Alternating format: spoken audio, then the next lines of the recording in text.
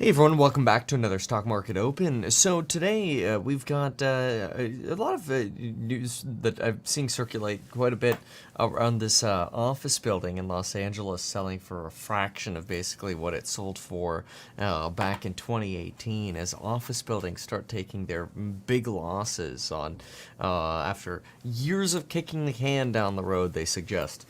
Not a surprise though with office real estate. There's a big question as to will office real estate end up affecting multifamily real estate or single family real estate. And, very difficult to see a bridge between the two because you've got distressed style properties that are totally different post-COVID, whereas housing is still roughly the same post-COVID.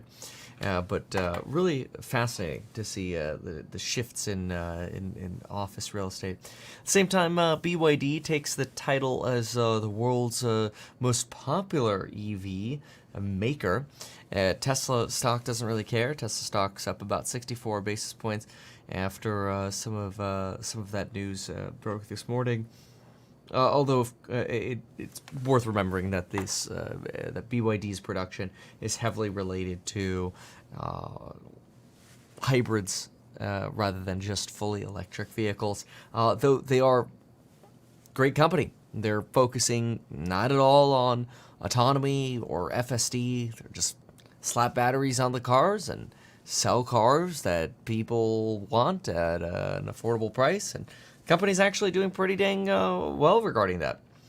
As far as this latest news on Apple with Apple's watch, a lot of belief that Apple's really messing up here, maybe potentially some kind of patent negotiations that went wrong.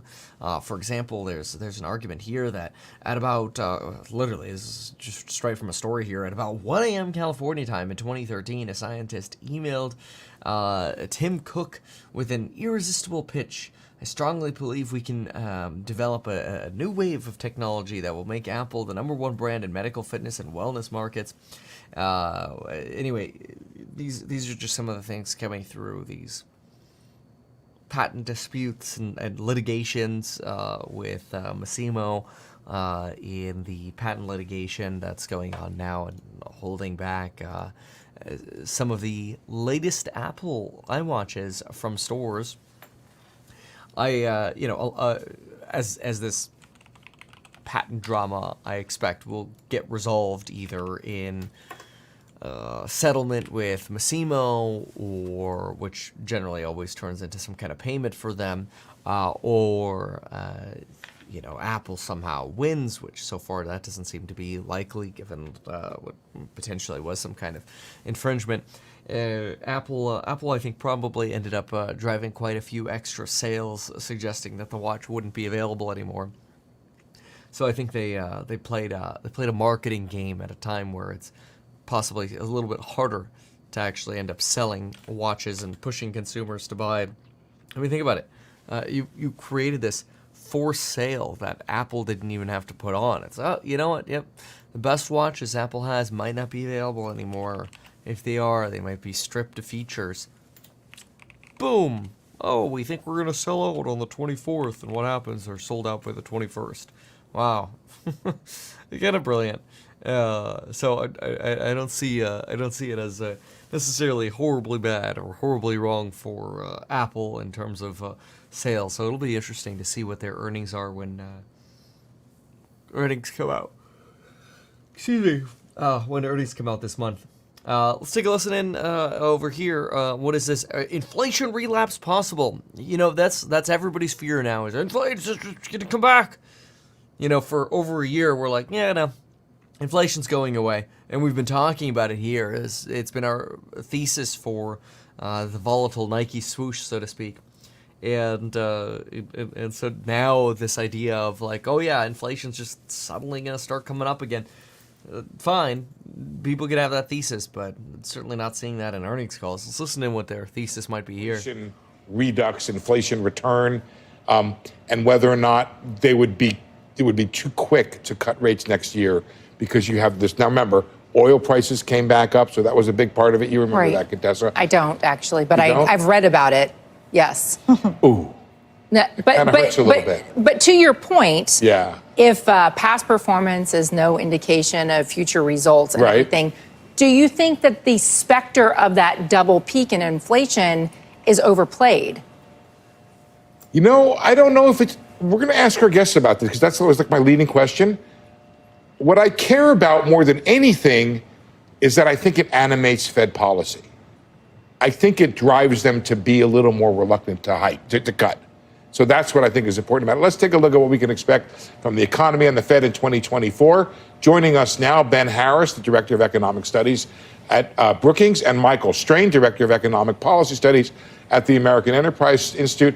Mike, let me start with you about this issue of how afraid should the Fed be of cutting too early and having a return of inflation like we had in the 70s?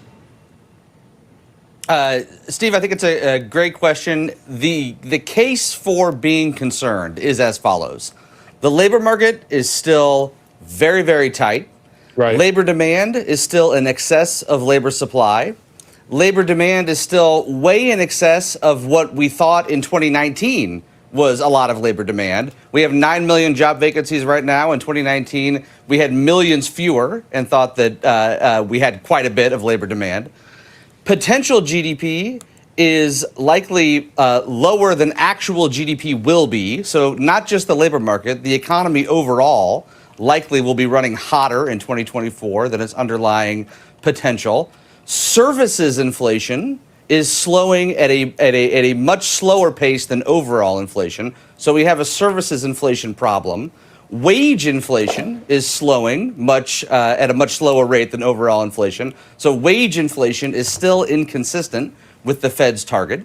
And most importantly, the market is reacting to the Fed's communication strategy, the Fed's decision at the last meeting, by going gangbusters. And so what the Fed wants to do is to tighten overall financial conditions. Overall financial conditions, by some measures, are looser today than they have been in 2 years. The market is expecting... Yeah, because the market's finally waking up to realizing that inflation is actually going away. I don't know what this guy's smoking with. Services inflation isn't going away. Bro, come on, man. It's like the oldest argument in the book. Services ex housing. Bro, wake up, man. Look, here's multivariate core. It now encompasses the November data. Bro, it's straight down. It's basically straight down. This is insane. Potential GDP is a little higher than expected to be. Okay, well, even Jerome Powell has addressed this, suggesting, we're running below potential. So he's changed his definition because they don't want to over-tighten the market. The fact that job gains are positive and people are making more money in a time where that is real incomes finally went positive, at a time where inflation has been so bad and real incomes have been so negative for so long, maybe that's not necessarily a bad thing. So I don't know what this guy's smoking, but okay. In their summary of economic projections in December, they are expecting over the course of the year core inflation to fall by about 80 basis points, which is a lot, but that has to happen in order for the Fed to cut. So I think we're kind of in a pause unless the data forces you out of that pause type of moment right now. Ben, let me stick with you. Give us your best outlook for next year. Is it crazy to think that the Fed lands this plane? We have a soft landing. We keep unemployment low, GDP at potential, and we just go about our merry business in 2024? Yeah, I mean, this economy right now is like the definition of a soft landing. Unemployment's at 3.7%. We've had this gradual moderation in the labor market. That's something we've almost never seen. You saw labor market tightening not because of an easing in the tightness in the labor market, not because of raising unemployment, because more people are coming back to the labor market, which is a great thing. You're seeing strong consumer spending, household balance sheets, except for those at the very bottom, are still in really good shape. So I think there's a ton of reason for optimism. My base case is for slow but positive growth over the course of the year, which is consistent with the Fed. I just don't think there's much reason to think that we'll see a recession the next year. All right, Michael, here's your opportunity now to throw some cold water on what Ben is saying. Are you on board with this fabulous soft landing that we're going to have next year? I'm kind of off message for the third day of Christmas with all this negativity. I think okay. Ben and I see this You a little save people differently. money, you're on message. That's a good thing. That's right. Three scenarios. One is soft landing. A second is the economy heats back up again. The Fed has to hike some more, or at least pour even more cold water on this dot plot that shows 75 basis points of reduction. This guy sounds like Vivek, but he's not Indian. Recession. I would put a soft landing as the least likely of those three scenarios. We don't have soft landings in the U.S. Economy. You can debate, how many we've had since World War II. Some people say zero, some people say one or two, but it's not all that many. And I think the underlying reason for that is that recessions are ultimately about a loss of faith on the part of investors and on the part of consumers. Think about this in terms of the labor market. The soft landing narrative is that monthly job gains kind of slow to the 30,000, 40,000 jobs per month level, stay there until inflation comes down, stay there after the Fed starts cutting, and then kind of come back up again to Right. 150 a month. That just seems way too neat and tidy. If Right. CEOs, if hiring managers, Inflation's already coming down, and we're actually slowing at 180 to 190,000 jobs a month, which is above long-term trend. So this idea of, oh yeah, soft landing, 30, 40,000 jobs a month, we're not even close to that right now. Hopefully we don't get to that level. recession psychology takes hold. That's I think a much more likely scenario All right. than this really neat and tidy Goldilocks soft landing scenario. Michael, we have to leave it there. Do you have nowhere to go? They cut them off. Is that a part of your Here, outlook? let me help you. Let me help you. Let's see oh. if I can make this work. Look at that. Christmas cheer in the necktie. I see it in the necktie. I'm not hearing it in the forecast at all, though, Michael. Yeah, you got to find it somewhere. But that's right, why Ben. I'm wearing the tie. That helps balance it out. No, it doesn't. Not at all. Ben Harris and Michael Strain, thank you so much for joining us this morning. I like it. I'm all into the tie. that I got plays my music. red tie on. Where- does Is it play is music? It does not. No. That doesn't count. Grinch. Come on, look how nice that is. Coming up, 2023 was the year of the weight loss drug and the weight loss drug maker. Novo Nordisk and Eli Lilly, just two of the big names in that sector. After a break, we'll talk about what's ahead in 2024. Is there a diet in the future? Stay tuned. You're watching Squawk Box on CNBC. Yeah, I don't know. I guess like everything that guy said is just like fiction. It's like, where are you coming up with this crap? Like, look, I'm all for a good bear argument. I every day I'm like, give me a good bear argument. I think we say it every single day. I've been debating this with course members as well for more than a year now at this point. I'm like, give me a bear argument. And then every single day we pull up another earnings call. All right, well, let's see if there's inflation in this one.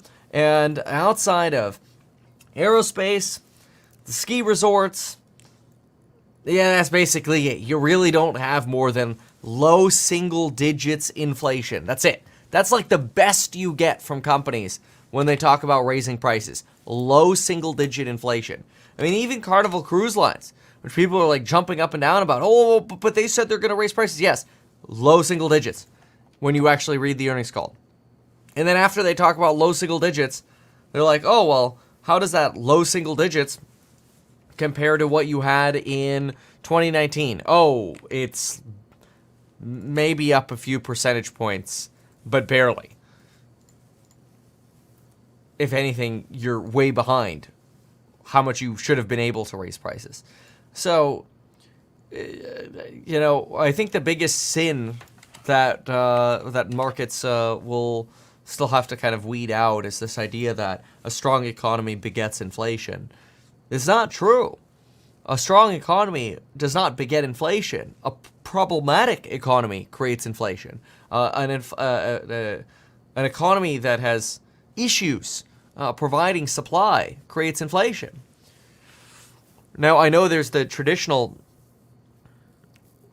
expansion of the money supply thesis, you know, the Peter Schiffian thesis of, oh, well, expand the money supply, that's inflation. It's a traditional argument. Yes, that's a traditional argument. But when you balance that with, well, we're just trying to offset deflation, well, then maybe when you print money, all you really do is end up averaging 2% inflation over time, because the last thing you want to create is a depression. And people really forget that the early 1920s and late 1920s were not a roaring 20s at all. You had a social awakening in the mid-1920s, but that was not, you didn't start the decade of the 1920s, and you didn't end the decade with any kind of roar. You started and ended with misery, pain, joblessness, homelessness, suffering, food lines, and depression. That's why they called it a depression. Your two in the last 100 years, your two depressions were in the 1920s. People are obsessed with the 20s for some reason. It's not something to be obsessed with. It was bad. It's a bad time. People don't want to go back. You don't want to go. You don't want to be in depression. Let's see what Bloomberg has to say. CNBC's lost me a little bit there this morning. And you've got futures, little change. S&P 500 futures, we are wondering, could we get a new all-time high on the S&P 500? I don't understand why they keep saying that. The SPY seems like it's been at an all-time high for a while. Right now, futures just up about 2.5 points. Call it little change, a little bit higher. It's not unchanged, Katie Greifeld. But it's close. Close but no cigar, as they say. 10-year note, quick check on that, a little bit lower. 384 in terms of the yield. Having said that, something we haven't talked about, but there was a lot. They mean a new all-time high relative to the last few days ago. I see. I did not put you, but yes. But I mean, no, but I mean, we did talk about it in that way, but I feel like sometimes it gets lost in all the high-tech stuff. But there was a fair amount of deal activity and news coming out this year. Yeah, almost on cue, Steve comes out and asks, welcome back, Steve, by the way, will the shipping issues cause inflation? So actually, if you go to HouseHack, I talk about exactly the shipping issues as being the issue to pay attention to. So in fact, if you go to ehack.com, you'll see the picture of multivariate core, which is critically important. But anyway, most important, well, let's just type in Red Sea, right? So let's go to the original talk about the Red Sea. And so, excuse me. All right, Red Sea, here we go. All right, so, okay. We believe the reality is pretty clear. The U.S. will be the predominant force in the region. Other countries will support in every which way they please. Those who hear France will operate under their own flag will say this is a Biden failure. Others will say that's just what France wants, and it's not necessarily a Biden failure. As usual, though, look for facts and bias and everything. We personally believe the easiest consideration for the Red Sea is simply considering the U.S. as the most viable source of stability. Any help would be extra. And basically, I argued on yes, there is an inflation risk, as you can see going back to the 21st. Ocean freight prices shot up. You know, you had the ocean rates for a 20-foot container at $1,900, 40-foot container $2,400. And those ran up to about $10,000 as of last week. And not only were you seeing container prices rise, but you were seeing air prices rise as a result, as well as some, especially chip makers, start moving these lighter items from containers to air freight. And truck rates also doubling in the Middle East. So yes, as time goes on, those pressures end up becoming inflationary. In fact, I wrote here, inflationary impact will depend on how long the crisis continues. So it's very, very common to immediately be concerned about inflation, as we should be. And I think the Biden administration is rightfully concerned about this as well. The belief I had, though, as we talked about here on HouseHack, was that the Biden administration won't actually have a very large appetite for inflation. And so they'll do whatever they can to basically buy their way out of an inflationary problem by sending whatever forces and reinforcements we need to sustain the redevelopment of smooth supply chains. I mean, Bloomberg Intelligence called this absolutely inflationary. I think this was on the 19th here. Yeah, this was on the 19th. This is why I kind of like EHAC so much, because we just sort of have a log of all this. But as I wrote over here, as expected, this was on Christmas Eve. We predicted stability in the Red Sea would arrive. I actually had predicted it would arrive right around Christmas, which it ended up arriving right around Christmas. You started getting Maersk reauthorizing shipments under cover of the U.S. And I wrote here, once U.S. forces arrive. Although this comes at a cost of U.S. taxpayers, we believe the U.S. government would not risk A, giving Houthis credit for disrupting supply chains, B, escalating tensions in the Middle East, which lights the tinderbox of other problems, or 3, causing inflation. So you're basically just spending DoD money to prevent inflation by keeping supply chains together. But remember, inflation comes from supply problems. This is a very real problem. The Red Sea issues are the biggest threat that you have. They're a fantastic bear argument. Like your best bear arguments, I'll hand them to you. Red Sea, although that seems to mostly already be going away anyway. And number 2, the 10-2. The 10-2 is still the remaining best bear argument that exists. And then what that could imply, because the 10-2 inversion could be pushing you towards an earnings recession, right? I mean, you could follow off that. Like, forget Red Sea for a moment. If Red Sea goes away, you might go into, forget Red Sea, then you go into 10-2 inversion leading to an earnings recession. So what happens with Q1 earnings, Q4 earnings here being reported in Q1? That could be a very real problem. Who knows? But that could be a problem. So I do think earnings being weaker than expected and having a continuation of sort of an earnings recession is a fair bear argument. But the idea that inflation will reanimate, I'm not convinced about that. Not convinced about that at all. So let's see here. What else? Okay, so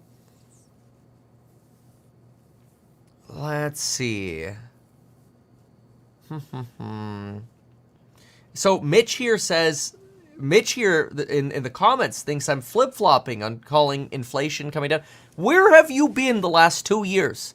I mean, quite frankly, I've been calling inflation transitory since it was, before, the Fed flip-flopped on calling it transitory. But then even after that, I'm like, I don't know, man. They have to because of optics, because people don't want to hear the Fed say, oh, yeah, inflation will be transitory, and then not doing anything about it. The Fed was absolutely late to the game. They had to raise rates. They absolutely were late to the game on it.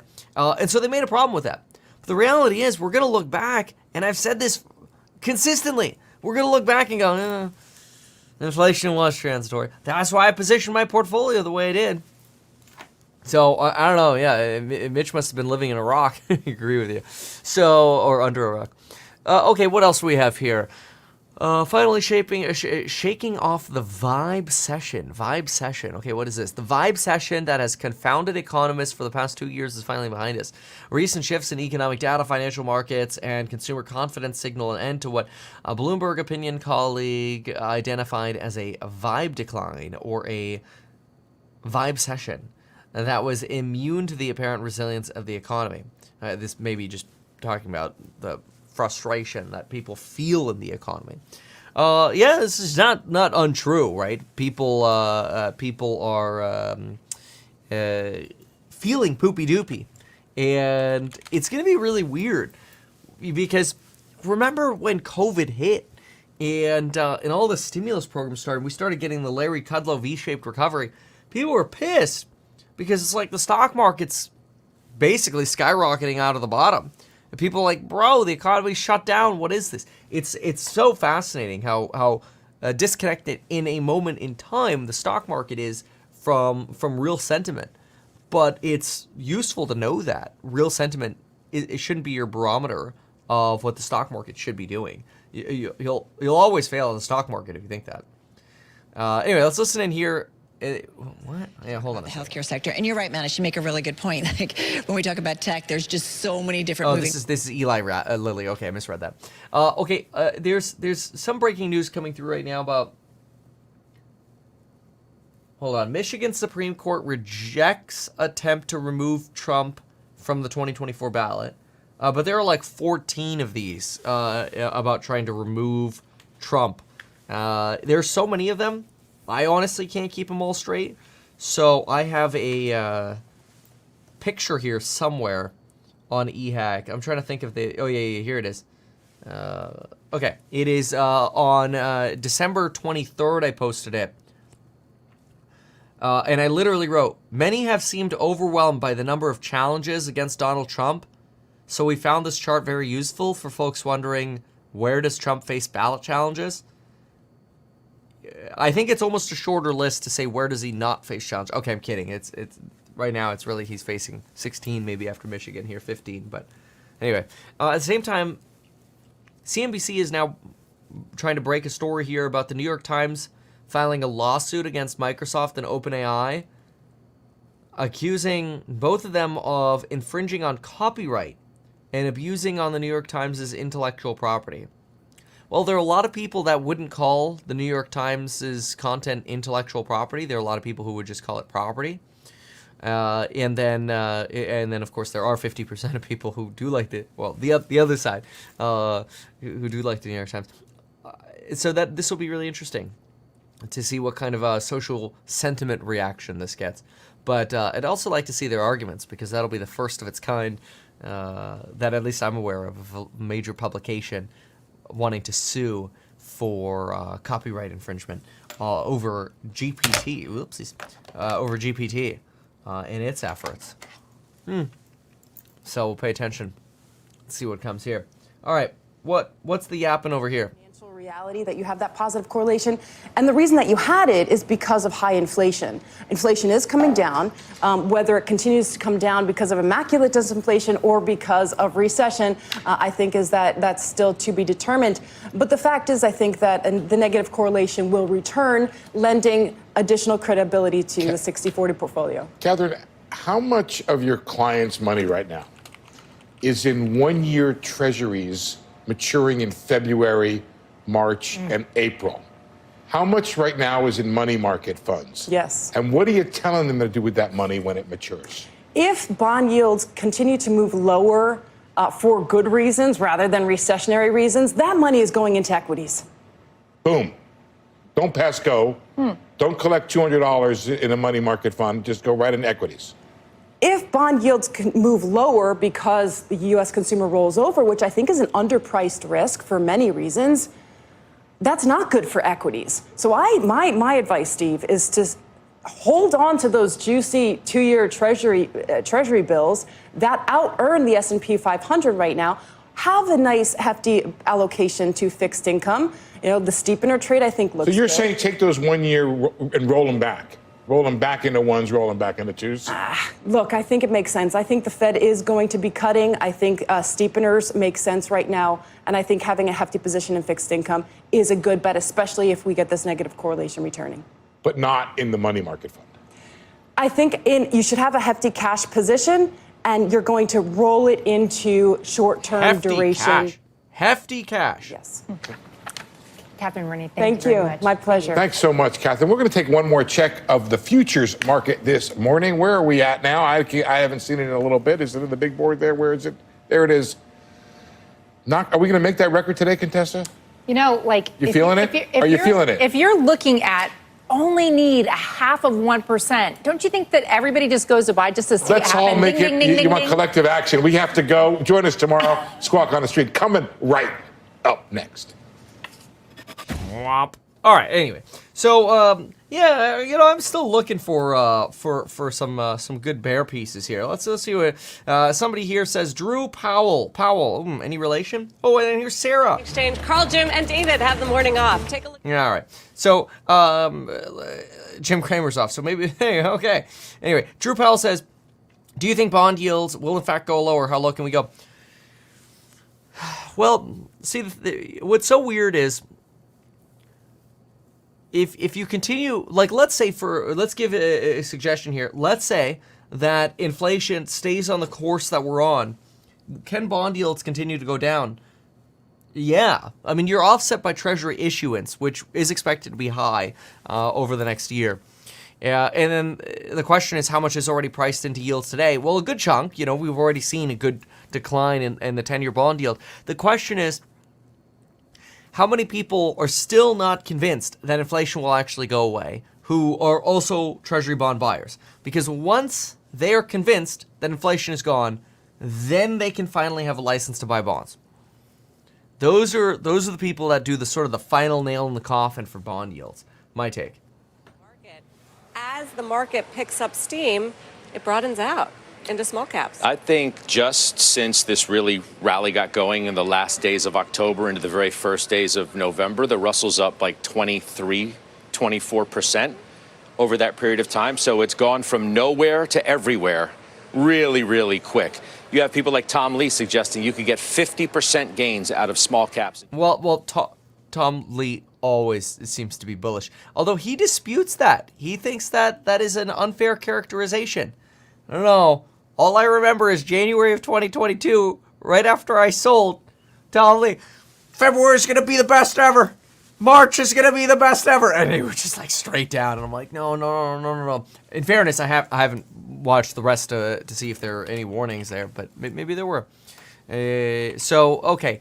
What else? Who suggested the last mile? I'll never forget this. The last mile is the easiest. Well, that's what Jenny Yellen says. I know, but that's sort of counterintuitive, right? People think the last mile is going to be the hardest, the stickiest maybe to get inflation down to target. I was just struck by the fact that she said that she thought it was going to be the easiest, and that would play right into the bullish hands. The only question at this point is, how do financial conditions impact that? Because we've seen this steep drop in Treasury yields.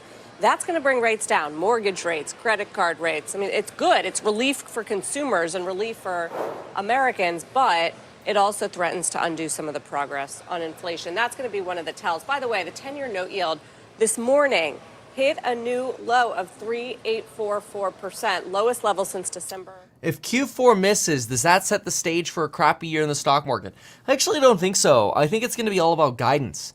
For example, just one that's top of mind for so many people around is even as a trader, frankly, I think Tesla has turned into like a trading stock until it breaks 258. And even after that, you can see a lot of traders pile in after it breaks 258 because it's a perfect setup for trading. Like basically go long like 261 Tesla. Until then, just don't. But just an example, you get something with like Tesla, they could totally fairly report horrible earnings for Q4, but all it's going to take is like basically Elon coming up and going, but you should see our numbers for the start of Q1. They're huge, whatever. And talking of Q1, Q2, I think that's what you really need to avoid, a new lows or a plummeting stock. If you could guide well, the stock market will look right through a bad Q4. My expectation. So difficult. Ugly. And they are scratching their heads about why people aren't feeling better about the economy, given we have very low unemployment, very tight labor market. There's still plenty of job openings for those unemployed. We're seeing real wage growth for the first time in a while. Inflation is starting to come down. So I think people are wondering about consumer confidence, which has been weak, while spending has been higher. It doesn't necessarily track. In the Goldman forecast, I think the biggest out of consensus call, they say, those economists, is the 2% forecast. Somebody here says inflation is price gouging, nothing to do with rates. See, I personally, as a capitalist, I don't agree with that. I think that companies have an obligation to make as much money as they can for their shareholders and for their employees. Because what that obligation does is it encourages other entrepreneurs to get into the business as well to provide a competing product so that they too can profit. And in doing so, you induce competition, which lowers prices. So capitalism in time, by virtue of being able to raise prices when you have a good product people are willing to pay for or service actually brings prices down. Now, what offsets that is not corporate greed, but instead more availability of money, which is the only reason we don't have deflation, is because we print money. So I don't agree that corporations do so out of greed. I think they do so out of capitalism. Like that's the point of the system. The system is supposed to enable you to raise prices. That is a good thing because again, it induces competition. So that is a feature, as they say, not a bug. I don't. So yeah, I don't stand with that argument. I know that's a popular thing to say though. Very, very, very popular to argue. Oh, inflation is just corporate greed. That's very, very popular. You could say that, and 90% of people agree. But most people also, I don't think, study economics to the point that maybe we do on the stream here daily. Anyway. Essentially into money market funds because they were getting paid to do so with higher treasury yields. Price wage spiral? You flipped it, man. It's a wage price spiral. And there hasn't been evidence of that since like March of 22, man. Behind if you think that. People rushed in because the rates were attractive. Does that money come out and go into stocks and bonds? Is that even a tailwind or not? I remember talking to the Charles Schwab CEO a week ago or so, Walt Bettinger. He said, no, that's not in itself. No. I mean, like, don't get me wrong. Like, you can also have price gouging when there's like a hurricane, right? And like that's messed up. So like, you get a hurricane that comes to town, everybody starts raising the price of like water and essentials like toilet paper. A lot of that is price gouging. A lot of that is just like we're not actually providing a better quality product or whatever. We just know everybody wants to come stock up on toilet paper, so we're going to raise prices. However, in a pure economic point of view, that is also a feature. Because if toilet paper prices don't go up before a hurricane, then everybody just buys everything that's available. And so, by virtue of prices going up, people go, okay, maybe I don't need that much extra toilet paper. I'll conserve toilet paper in a supply chain or a potentially supply-constrained environment because it might be a week before we get toilet paper shipments. I grew up in Florida during so many different hurricanes. I know this how this works. When prices don't go up, everybody clears out the shelves. So they're like, well, we'll just get extra just in case. The just in caseisms come out. So it's not actually an economic problem. It's an economic feature that prices go up when all of a sudden more people demand out of their own desire to have more of a stockpile than they actually need. So, again, from a purely economic point of view, prices going up when all of a sudden everybody, for some reason, demands way more than they usually do.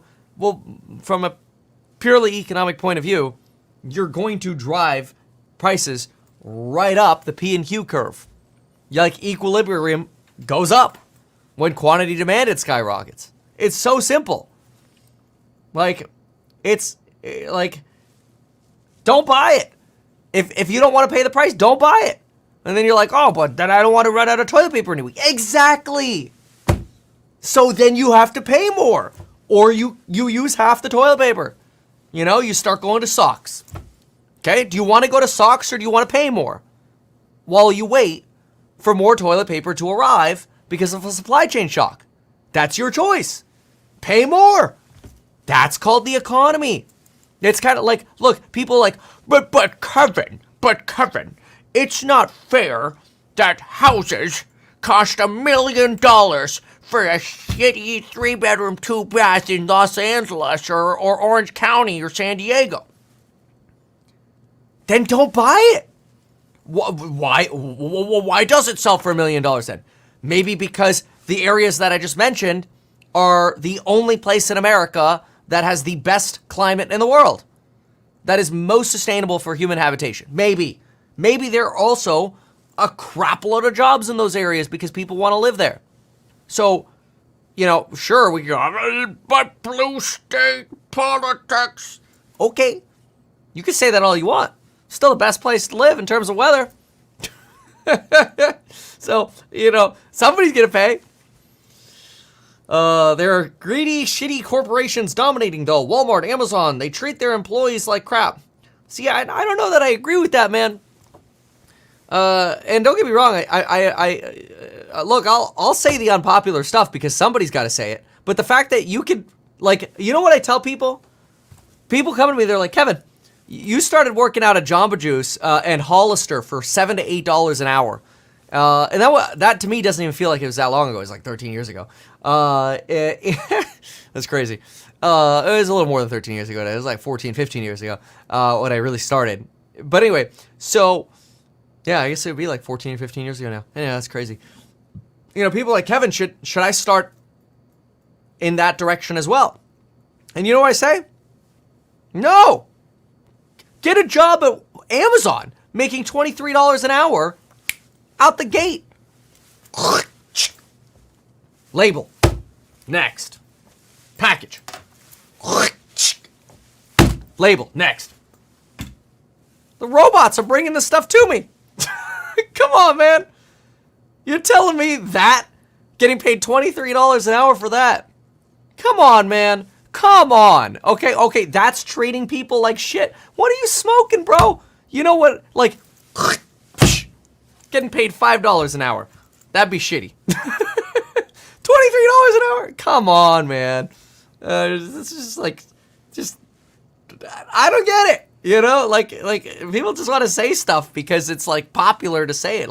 I don't care anymore. I've lost this desire to appease everyone.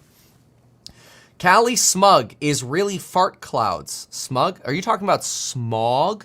State is full of poop? You might be right about it. And LA used to have really big problems with smog. It's gotten a lot better, actually. Walmart employee is a peon. If they don't want to be treated as a number, gain a valuable skill. I mean, yeah. If I, back in Florida, you used to be able to get a job at Publix at 14 years old. I never got hired. I tried 7 times to get hired as a bagger at 14 years old because I wanted to work. I'm like, give me a freaking job. And they wouldn't do it. And I'm like, please. They're like, no. But anyway, they were hiring baggers at 14 years old. And I'm like, I want to do it. Would I go do that job because I think I'm going to get treated well? I didn't even want benefits, man. I just wanted a job to get job experience. I was begging for a job. And I couldn't get one at 14, So I don't know. Steve comes in. Get rid of minimum wage, free market. That's a really unpopular one. But yeah, I mean, minimum wage is a lot like rent control. It actually helps people today. Statistically, it does help people today. So minimum wage and rent control are popular because it does work for people today, but it actually hurts the workers and renters over a 5 to 20 year period because you end up creating less jobs. So you create more joblessness and more dependence. And same thing with rent control. You create dependence on the system, and then you actually create less affordable housing because people try to stay away from rent control, and therefore over the longer term, you actually increase housing unaffordability. So you actually end up accomplishing the opposite. Pretty wild. Pretty wild. Oh. So, no, I think economic stuff is really, really interesting. Journeyman wage starts at $54 an hour here in Kansas City for a pipe fitter. I'm one of the few people I feel like who maintains that you can get rich as a blue jeans millionaire just running a really quality electrician or plumbing business. I'm one of the few people who argues that, and I still believe it. Still believe it. I was doing an inspection on a multifamily property, and most of these inspectors that were coming out were just the peons being sent by this is all worthless. Some of these inspections weren't even worth the paper they were written on. And like, I played this game way too many times to rely on some of these. One of them, I'm like, you know what? Don't even send me the report. You guys are losers. I get bitter when people do bad work. Anyway, but this one guy comes out. He was the plumber who's going to run the sewer camera.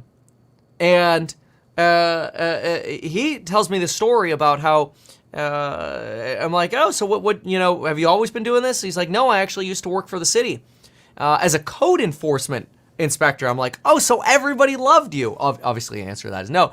But it's so interesting. Now he runs his own business.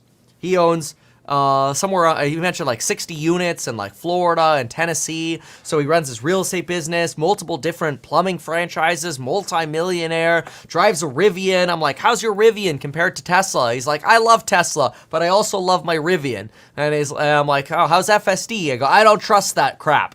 And I'm like, oh, okay, well, now that you drive the Rivian, would you buy a Cybertruck? Hell yeah, I got the deposit in. I'm like, wait, you can like both? He's like, hell yeah. And I'm going to buy both because I'm an entrepreneur. And I'm like, I like this guy. And this guy's like, I don't know, probably late 50s, early 60s or something like that. And I'm like, I like this guy. You're classic blue jeans millionaire, willing to put the gloves on and run the camera still for his business. Good for him. Like, that's the kind of stuff I like. Anyway, it was supposed to be covering the news, but anyway, I think it's awesome. Prometheus says fake story. You know what's actually funny is everything I said, I have on video. Yep. All on video so I could prove it. So, yeah. Probably charge as much as a plumber for mowing lawns and digging holes. Dude, digging holes is expensive. Plumbers will charge you a fortune for digging holes. I like to call hole diggers for digging holes. And they still make good money. But anyway, let's listen over here. 200%. What is this? Social media in the ad market? Do we care? But to have any sort of outperformance, what has to happen? Well, first off, on historical levels, the stock trades below its typical earnings multiples. So, you know, I think compounding earnings growth will be enough for Meta. Aside from that, there's still a lot of concern around competition from TikTok, for example. And there we're seeing Reels continue to take market share. Stories is still driving a lot of monetization on Meta. The part that may be less well... Yeah, how much do they make, though, from those? Messaging, WhatsApp and Messenger. These are emerging as new billion-dollar businesses for Meta. Oh, my gosh. WhatsApp and Messenger emerging as a multi-billion-dollar business. What are you smoking, bro? How long has Facebook owned WhatsApp, and how much money have they made off WhatsApp?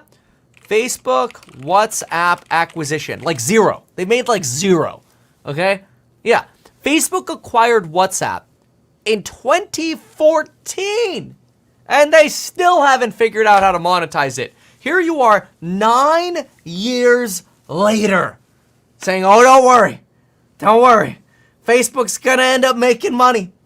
Facebook makes money off the data centers and the regular ads on Facebook, not off WhatsApp. And to call WhatsApp the next multi-billion-dollar income play or whatever for Facebook is totally missing what's actually making Facebook money. It's not the metaverse. It's not WhatsApp. It's that people are still running ads and making money off ads on Facebook. It's simple. That's not shorts. It's not reels. It's not anything other than regular, cold, hard, traditional ads for now. Maybe that'll evolve. But it's been 9 years and they haven't made anything on WhatsApp as far as I'm aware. But anyway, we'll keep listening. The upside for Instacart. Let me ask you about a stock that we haven't really talked about much outside of the controversy recently from the CEO at Wayfair, suggesting employees need to work longer, work harder, etc. Is there any... Somebody leaves a comment here. They have decided to monetize. They've not decided to monetize WhatsApp. It's figured out. Are you thinking about that story at all, in that it may have more legs? Well, Wayfair is a high-quality technology company in a very challenging end market in home furnishings, and I think that's been a lot of the story for years here. It's a low-margin business. There's a lot of competition. What? Whoa, bro! This is it. Like, I'm only listening to snippets of this guy, but he's pissing me off. Furniture is not a low-margin business when you look at something like a restoration hardware. Yeah, you're looking at Wayfair, like a discount provider. You're trying to compete with, like, IKEA. IKEA is fantastic, by the way. Like, if you're just getting started, oh, you know what I did? I made my entire first home a showroom for IKEA. Unofficial. But I would tour clients through it and be, look how cheaply I did all this. And it was just like, how can I save money? Every little corner. Everywhere. I did try to convince Lauren because she hates our oven because our oven's broken. And I'm like, well, you don't use it anyway. She's like, yeah, that's true. but she likes the cooktop, which is gas. And I'm like, let's get one of those induction ones. Because we used to have induction at our first home. Induction's great. 30% faster than gas, by the way.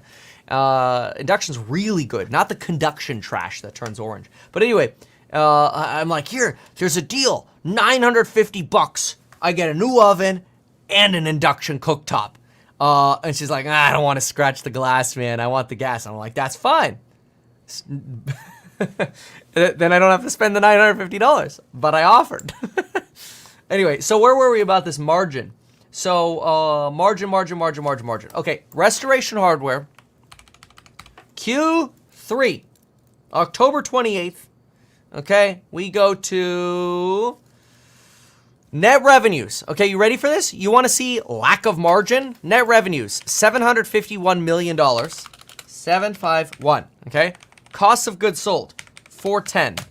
On your furniture business, oh, it crashed when I tried computing that. Are you serious? Whatever, 451 divided by whatever I said, 725 or whatever. You're looking at like nearly 40% margin. Gross margin on furniture. There's a lot of money to be made on furniture. I hate furniture. The fact that people spend money on furniture drives me nuts. Induction is crap. I disagree with that, man. Induction's amazing. Amazing. I know people want their gas and stuff like that. So does Lauren. But induction's very good. It's way safer. You know, kids go to put their hands on it. Can't even feel it. You could feel some residual heat. But I'm a massive fan of induction. And I have been a massive fan of induction for over a decade. So it's not like a recent thing. In fact, I made a video on it a long time ago. Oh, look at that. Look at that. 10 years ago. I'm not going to play it because it's embarrassing. But look at that. 10 years ago. Meet Kevin. Why my cooktop is induction. Yeah, easy to clean too. No kidding. Science is freaking awesome.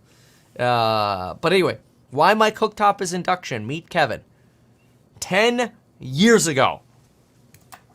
So, you know, the people who pay attention, they find that I am actually remarkably consistent with what I do and what I say.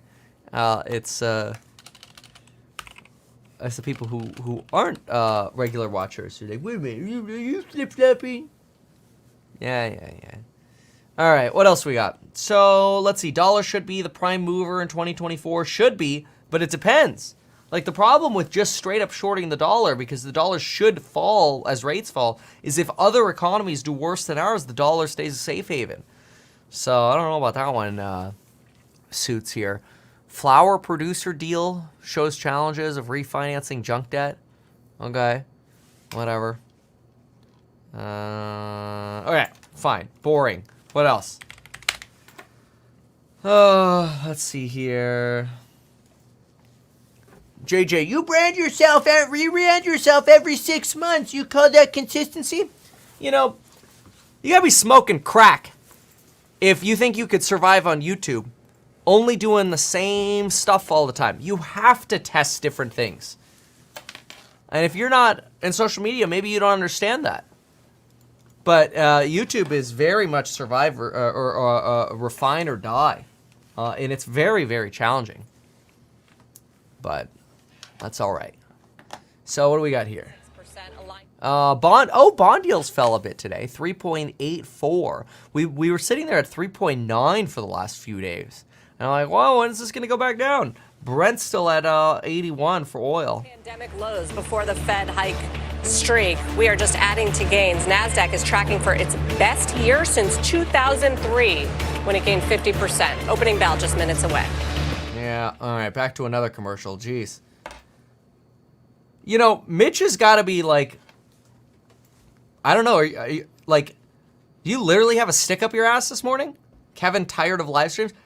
Am I here every morning at 5:25 because I'm tired of live streams? 5:30 today. Stupid. Your comments show you are full of yourself. I'm not a blue-collar worker, but you're sounding like an elitist. What made me sound like an elitist? F off. Let's see here. Honestly, dude, you flipped in January. Was one of the most solid moves I've seen. It saved me a few thousand as I trimmed some stocks and got into cash and bought the dip a few months. Nice. Good for you. What do you think about lithium stocks? I always have concerns with commodities. And I know Steve disagrees.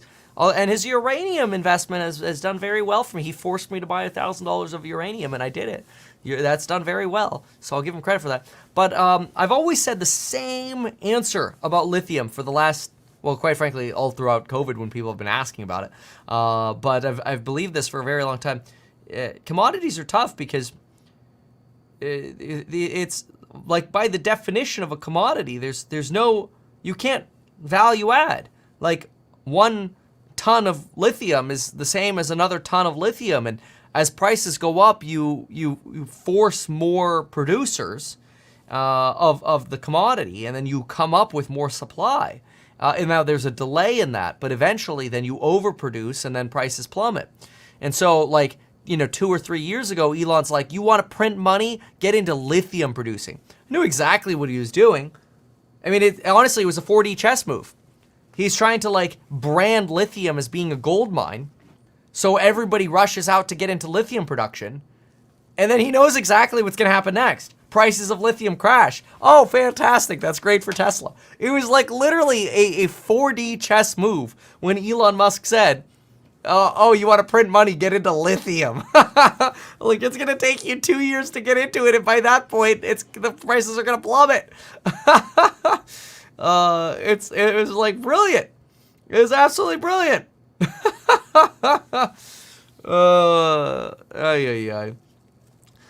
Somebody here, Mr. Tarango. I just found out my mother's house plumbing is shot. $10K to get it fixed. She wants to sell the house now. How'd you find out the plumbing is shot? Did a plumber tell you the plumbing is shot? Does the water turn on? Does it leak? If it leaks, replace the valve. If you have a leak in the roof, fix the joint where you have the leak. Who says you have to replumb? You don't. Then you got to fix all the drywall afterwards too. It's a mess. Everybody's always like, you got to replace everything because it's old. Really? Prove it to me. Prove it to me. All right. So, what else? All right, what's Sarah got to say for us here? Gone away, and we have this news of another attack yesterday, even with. Yeah, that was bad. Like right after we were talking about this, we're in the Red Sea yesterday. You got another attack, but there's still gonna be volatility in the region until they mop it up. There's Outback Lloyd, and who knows who else or what diffuses this situation to any more meaningful thing on energy and crude prices. Remember John Kilduff. Mr. Brown Plumbing. I do every day. Owner sees the value because they aren't slumlords. That's hilarious. That is a great way to sell more plumbing systems. Keep selling, Mr. Brown Plumbing. That's what keeps you in business. Yes, because just because it's galvanized and old but still functions means tear everything out. Impact on oil potentially going lower. Well, and that's been, the overarching theme of the supply glut and whether that continues into next year because OPEC Plus has been, trying to get prices a little bit elevated there.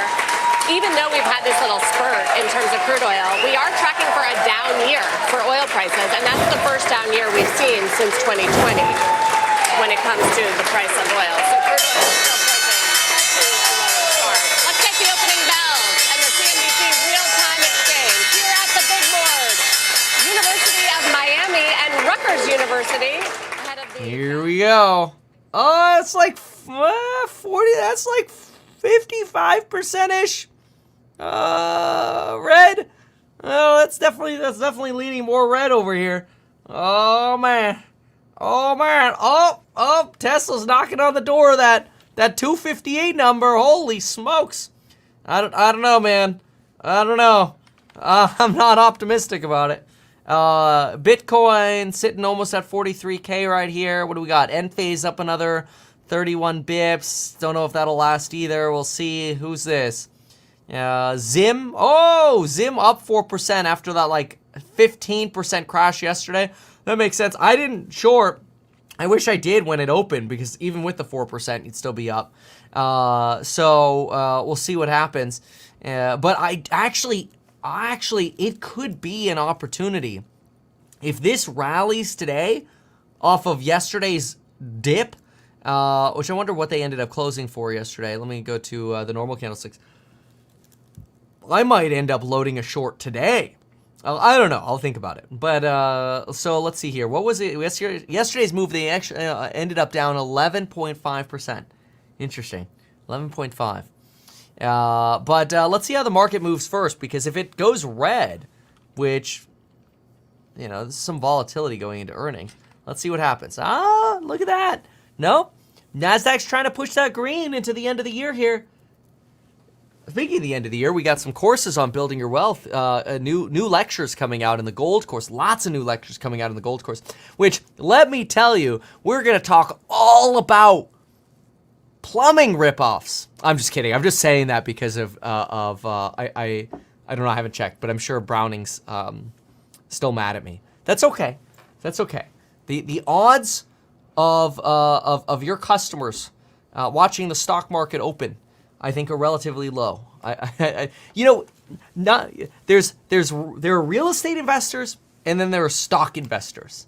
It's very rare to see both. It's kind of like it's very rare to see a financial analyst who's a financial advisor and a realtor. Very, very rare. It's almost like they're different parts of the brain.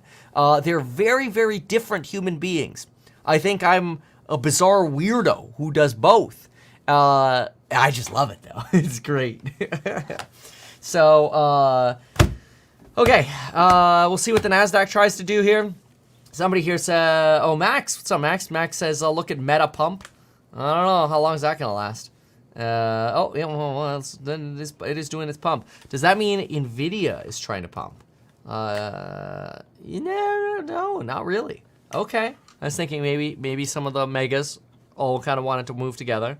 Not necessarily. Is a firm on its streak again, though? Don't say anything about Tesla. Let it close. Let it have its day. Let it close. 1 minute candlesticks are not good enough for a breakout. You start getting into the 5 and 30 minute candles, so above them, kind of just gonna start looking pretty optimistic. Okay. Remember, Tesla's like the only Magnificent 7 that hasn't been very magnificent. You just whisper these things. There's some things you don't say out loud.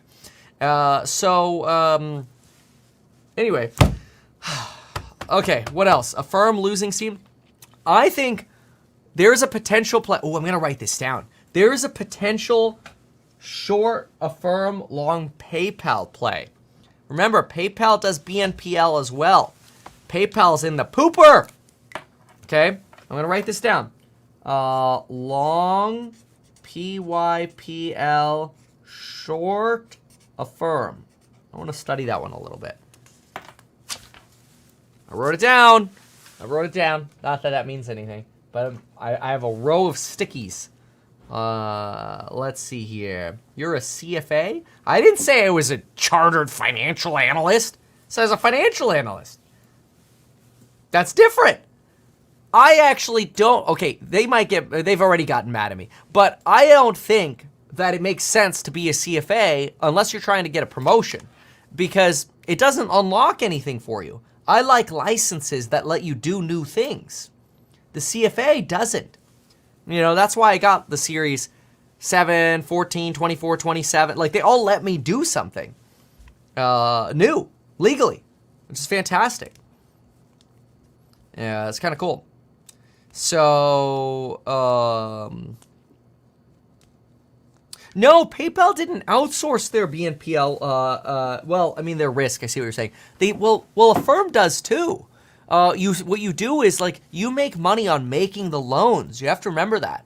It's like you don't want to make money holding the bag on these loans. You want to dump these loans on greedy hedge funds who think they can't get hurt. Let them take the risk on the debt. Like if I'm a firm, I'm dumping these loans the second I get them. Now, I don't know that they're able to do all of that, but there are a lot of hedge funds buying up this crap debt. And it's great because all you're doing, like it's great for the consumer because all you're doing is like spreading the risk around and making it easier to get more of these loans and liquidity. Yeah. Just bought my first investment duplex. Came with tenants. How can I raise the rent according to the rents in the area? Well, I mean, it depends, your appetite for trying to get them to move, which I don't like having tenants move, so a little bit, just reasonable little rent hikes as inflation goes up over time, or if they're below market, just, a little bit over time. Moving is always going to be more expensive, because then you got to renovate the units, usually, especially if they've been there for a while. Just depends how low it is. I hate buying buildings with tenants, but we just go through, screen them if we have to. Yeah. Yep. So let's see here. Thoughts on taking some profits on Intel at prior support? Yeah. Yeah, that's a really good question. Look at this volatility on a firm, by the way. Look at this. It's just jumping, bobbing around over here. I don't know, man. It's the problem with and this is actually, I think, something that could lead to a little bit of stock market euphoria, which I don't think stock market euphoria is necessarily a good thing. I mean, it's good for your portfolio and it feels good, but it's not sustainable. But I think one of the reasons we might drive into euphoria next year is because people are going to go, dang it, okay, fine, inflation was transitory. And then what's going to happen? Well, then you're going to have this problem of, why if you sell and you start taking profits, well, then FOMO, right? And so it's like, sure, you could sell all day long and start taking profits, but the danger is you take profits way too early. Like, I don't think we're anywhere close to euphoria at this point, which I know some people are going to heavily dispute. We're like, what are you talking about? It's all got to go to poop. We're in a recession and we're at all-time highs. Okay. Whatever. But yeah, I don't think this is euphoria yet. This is just, if there's going to be euphoria, this is just the beginning. I'm not saying there will be euphoria, but we're certainly primed for that potential. If we're primed for more pain between now and then, no problem. I don't see a reason to sell. Personally, that's I'm talking about myself. That could change, but I don't know. I've been looking for a reason not to buy for for like 2 years now. I feel like. And I'm more like, we're coming up on 2 years. There was definitely a time to sell January of 2022. That made sense. We were facing wage price spiral, the beginning of the rate hike regime. But anyway, let's see this catalyst now. There are more reasons to get in than out. Then it just becomes, well, what do you pick? Well, that's the harder part. All right, let's post that really quick. All right. So let's listen to Sarah here for a moment. Swinging around and very volatile stock is having a great December. 69 components of the XRT are up in 69? December. Some of the mall operators, Bath and Body Did she just say 69? having a good day today. Target's up almost 8%. A lot of these companies had lagged, and Macy's too, with some hopes that it gets taken private. It's up 30% in December. Yeah, well, what do we cite? The consumer MasterCard. Well, we have 3.1%. There's still expectation. Look, go back to the Goldman thing we started the show with. These of the 10 predictions of 2024 that the consumer spending is going to outpace expectations. The plumber in the chat's mad. It's like, you increase rents by providing more value. I'm all for providing more value, but that is false. Rents are generally not based on value much at all, actually, frankly. They're based on the availability of housing. And so when there's a lack of availability of housing, rents go up. Yeah, it's like, we have USB plugs. Yeah, you're not going to get any more money. Well, we have copper plumbing. Yeah, you're not going to get any more money. Yeah, but we have nicer hardwood flooring rather than the cheap luxury vinyl plank. Yeah, you're not going to get any more money. We don't have carpet upstairs. We even did the vinyl plank upstairs with real wood baseboards rather than MDF baseboards like those slumlord landlords. Yeah, you're not going to get any more money. And you can like deceive yourself all day long. And it's like, well, we have a new roof. They have a patched roof. Yeah, you're not going to get any more money. Like, you can play this game all freaking day long. Like, the only way you're going to get more money for rent is when there's a lack of housing available. Or you lower your credit standards. I mean, I could get easy $500 extra for every single place I rent out all the time if I just have no credit standards. But that's because they get rejected everywhere else, and then I have no tenant leverage, and then I get screwed holding the bag. And you don't want to hold the bag in certain states. A brave new world of artificial intelligence continues to evolve. Oh, what if they have a Tesla charger? No more rent. You're not going to get it. Issues are going to be. So we've seen these kind of copyright issues before. Some of the actors, Sarah Silverman, for instance, is suing. Someone has to the regulators need to figure out what is protected in terms of copyright, in terms of what goes into these AI models. Or you're going to continue to get these groundbreaking cases here now, like the New York Times, which is claiming that that ChatGPT built the AI models by copying and using millions of the publication's articles. Well, yeah, they did. They're directly competing with the online content. I mean, the New York Times isn't wrong. Of course they scrubbed all of it. But is that a copyright infringement to train AI off of all your crap? I don't know. I mean, you didn't really copy it. You just read it. OpenAI has had conversations and done deals with other publishers, whether it's Axel Springer or the Associated Press. They just couldn't come to an agreement with the New York Times. So you're going to go down that road. You're going to have to. These chat bots are going to have to strike deals with publishers. It's the only way that this is going to work. How or else you're going to be in court. Somebody here, I don't really care about this, but let's go to the sticks here. Somebody here, Reaching for Rally, what's up, man? It says, wouldn't you say it's a bug and not a feature that the biggest companies are dead-end jobs that only care about profits? Well, we talked about the profits part earlier, so I'm not going to rehash the profits part. You rewind on 2X. But as far as, like, being a dead-end job, man, if I got a job, like, look, if I didn't really want to work a lot, and I could, I'm not saying you can, I'm saying if I could sneak in a cushy-ass job at Google working 35 hours a week or even 40 hours a week, and I got paid $200,000 or $300,000 to do some programming, why rock the boat? Milk it. That's freaking great. Like, you know how much real estate you could buy with a salary like that? It's fantastic. So, like, who cares? Like, go collect your money, and then go do your own thing. I don't know, man. Like, maybe that's not the best example because I don't think Google is like a dead-end job. But like when I think of like big companies, I'm thinking of the Magnificent Seven or whatever. And sometimes people are like, oh, but it's not fulfilling. It's like, well, okay, then go be an entrepreneur if you want to. Go do something else. People are like, oh, it's golden handcuffs. It's like, so? Then redefine what your purpose is. Like, what do you want? Like, do you want to have an easy time investing in real estate? Get a bitchin' salary. Do you want to, feel fulfillment with your big salary? Go build a Millennium Falcon. Jack and I just finished it last night. Very fulfilling. It doesn't have to be your job. It can be. It depends what you want. I found that productivity is a very important factor in depression for people.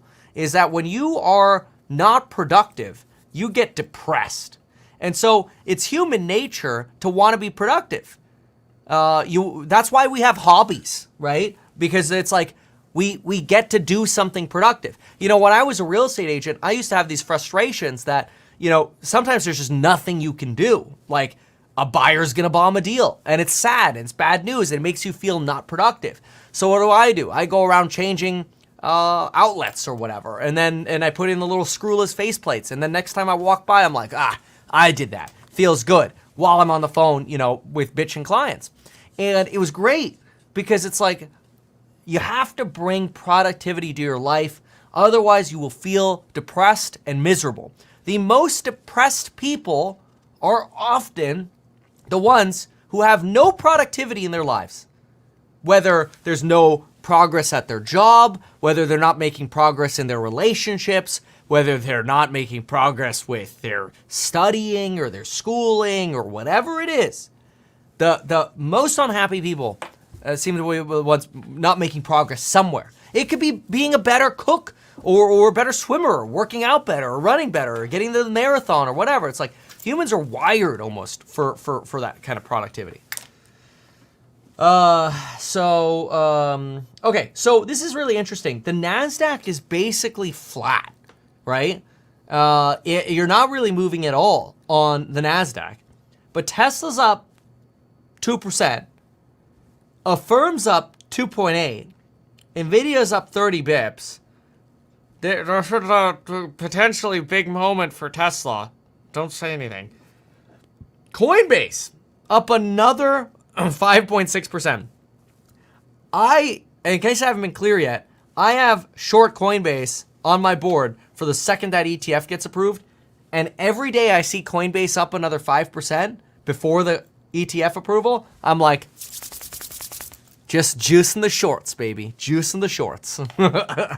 I'm not short yet. I want to be very clear about that. All right, I'm gonna look for some more of the sticks here. But let me press this button. Even though I'm a licensed financial advisor, real estate broker, and becoming a stockbroker, this video is neither personalized financial advice nor real estate advice for you. It is not tax, legal, or otherwise personalized advice tailored to you. This video provides generalized perspective, information, and commentary. Any third-party content I show should not be deemed endorsed by me. This video is not and shall never be deemed reasonably sufficient information for the purpose of evaluating a security or investment decision. Any links or promoted products are either paid affiliations or products or services which we may benefit from. I personally operate and actively manage ETF long positions in various securities, including those mentioned in this video. However, I have no relationship to any issuers other than HouseHack, nor am I presently acting as a market maker. It happened again! It happened again! As soon as Zim's positive today, I'm like, what a great opportunity to short it. Straight down. Again! If I weren't live. The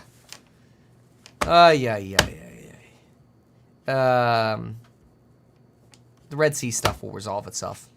Anyway, I gotta go make a cup of coffee because obviously, I need it. Longer hold. Man, I don't even know where you got. I don't want to know where you got that name from because it obviously has nothing to do with stocks. Wonder if I'm still shadow banned on Kevin's channel. Apparently not. One of these days he's going to lip sync the disclaimer. Ooh. Row poopy. Thanks, Kevin. Ignore the haters. Thanks for being here. All right. I gotta get this cup of coffee in. All right. We'll see you soon. Goodbye.